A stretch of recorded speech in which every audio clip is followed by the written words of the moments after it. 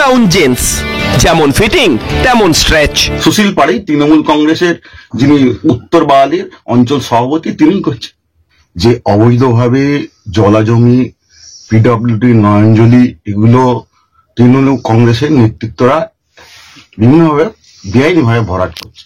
এর সঙ্গে যুক্ত আছেন এখানকার দুই বিএলআরও, বজবজ 2 নম্বর ব্লক এবং বজবজ 1 নম্বর ব্লকের।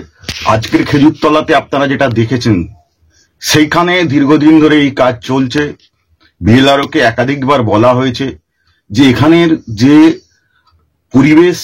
পরিবেশের যে পরিস্থিতি, সেই পরিস্থিতি অনুযায়ী কৃষি জমিগুলো যেভাবে অবৈধভাবে বন্ধ করা দেওয়া হচ্ছে এবং ড্রেনেজ সিস্টেমটাকে নষ্ট করে দেওয়া হচ্ছে, আপনি অবিলম্বে হস্তক্ষেপ করুন।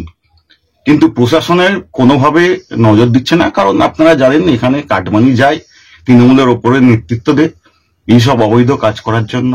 ভিডিও নাকের ডগাই তো ঘটছে, ভিডিও জানেন না?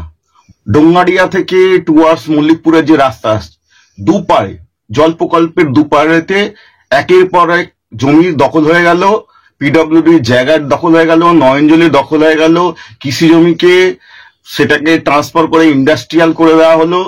মুখ্যমন্ত্রী অনেক কথাই বলেন, মুখ্যমন্ত্রী কি জানেন এই ভাইপোর অনুপ্রেরণায় যারা এখানে প্রশাসন চালাচ্ছেন তাদের ছাদ মানে মাথায় হাত দিয়ে এখানকার তৃণমূলের নেতারা তাদের কাটমানি পৌঁছে দিয়ে কিভাবে বেআইনি কাজ করছেন।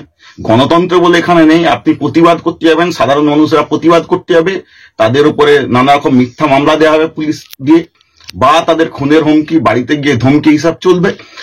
আমার নাম শেখ মুজিবুর রহমান, আমি জেলা কংগ্রেসের কার্যকরী সভাপতি। এমনই তাজা ও গুরুত্বপূর্ণ খবর পেতে খবর 17 চ্যানেলটি সাবস্ক্রাইব করুন এবং নোটিফিকেশন পেতে বেল আইকনটি টিপুন।